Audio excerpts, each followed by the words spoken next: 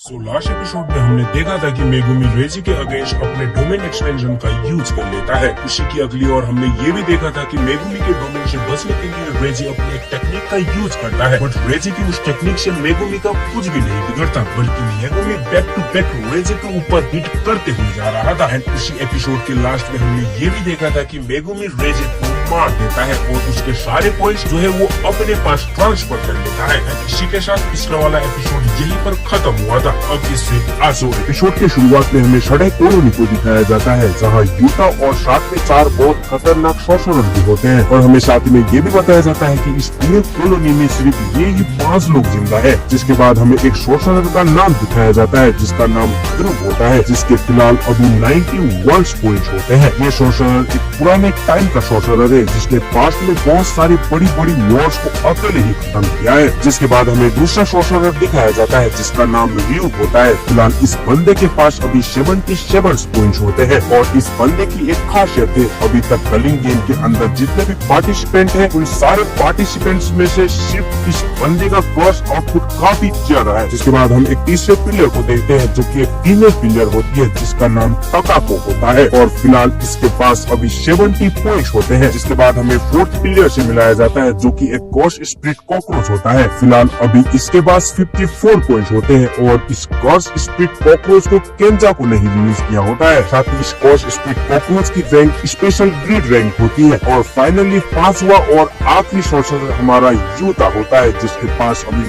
फिलहाल 35 पॉइंट्स है। इसके बाद हमें नेक्स्ट पैनल दिखाया जाता है जिस पैनल में हमें बताया जाता है कि यूता ने ध्रुव को मार दिया है, यानी अब इस कॉलोनी में सिर्फ 4 बंदे बचे हैं। लेकिन इसी की अगली ओर तकाको और रियू को भी पता चल जाता है कि यहाँ पर ध्रुव मर चुका है, क्योंकि ध्रुव का शिकिगामी जो है धीरे धीरे गायब हो रहा था। ओगाने से इन्हें पता चलता है कि ये काम किसी और ने नहीं बल्कि यूता ने किया है। तब यूता कुछ लोगों को सेफ जगह पर भेज रहा था, तभी वहाँ पर कई सारे कॉकरोच आ जाते हैं जो कि कुछ लोगों को कम्प्लीटली खा रहे थे। जिसके बाद यूता लीका का इस्तेमाल करता है और लोगों को सेफली स्टेडियम में भेज देता है और खुद सभी छोटे कॉकरोच को मारने लगता है। ताकाकू और यू दोनों ही यूता की इस एनर्जी आउटपुट को देखकर शॉक हो जाते हैं। तभी वहाँ पर कॉकरोच का स्पिरिट आ जाता है। यूता ने कॉकरोच के खाने में बाधा डाली तो इस कारण से अब ये कॉकरोच यूता को खाएंगे। यूता अपने मन ही मन सोचने लगता है कि अगर उसे कलिंग गेम को कंट्रोल करना है तो उसे 400 पॉइंट्स की जरूरत है। इसीलिए यूता अपने आप को वादा करता है कि वो खुद केंजाकू को मारकर इस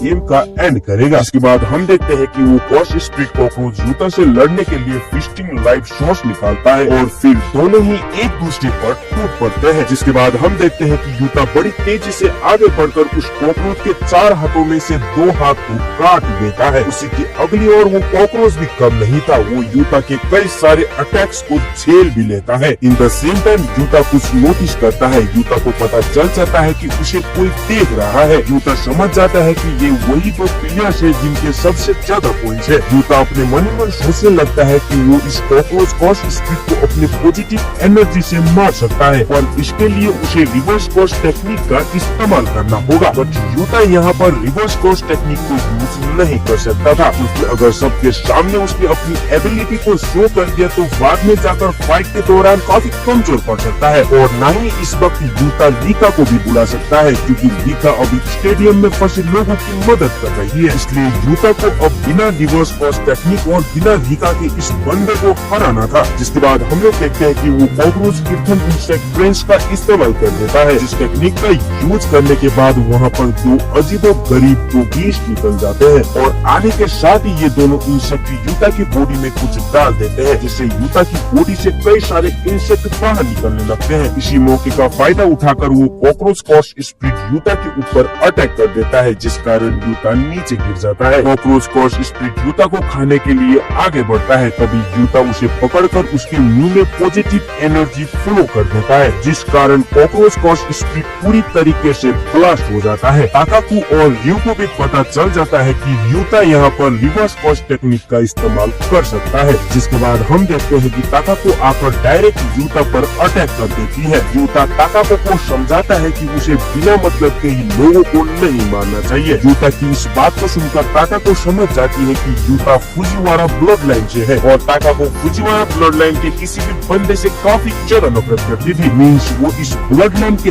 हर एक इंसान से नफरत करती थी। इसके बाद हम लोग देखते हैं कि ताका को यूता पर हमला करने ही वाली होती है कि तभी दूर से यू ग्रेनेड ब्लास्ट का हमला कर देता है, जो हमला सीधा जाकर ताका को और यू के ऊपर होने वाला था। बट यू के इस हमले से दोनों के दोनों बच जाते हैं एंड फाइनली जाकर ये सिचुएशन इतना क्रिटिकल हो चुका था कि तीनों एक दूसरे के जान के दुश्मन बन चुके थे। जिसके बाद हम लोग देखते हैं कि यूता बड़ी तेजी से यू की तरफ बढ़ने लगता है। अपनी और यूता को आता देख यू यूता को रोकने के लिए उस पर ग्रेनेड ब्लास्ट का हमला करता है, बट यूता उसके अटैक से बचकर उसके पास चला जाता है। जिसके बाद हम लोग देखते हैं कि दोनों ही हैंड टू हैंड फाइट करने लगते हैं। हमें यहाँ ये भी पता चलता है कि यू भी पुराने टाइम का एक सोर्सरर है। दोनों ही जानते थे कि उनका ओपोनेंट एक तगड़ा ओपोनेंट है, इसलिए दोनों ध्यान से एक दूसरे से लड़ने लगते हैं। पर यहाँ पर यू यूता के ऊपर एक जोरदार पंच मार देता है, जिस कारण यूता दूर जाकर गिरता है। तभी यू ग्रेनेड ब्लास्ट का इस्तेमाल करता है, जिसे यूता अपने हाथ से ही डिफ्लेक्ट कर देता है और सीधा जाकर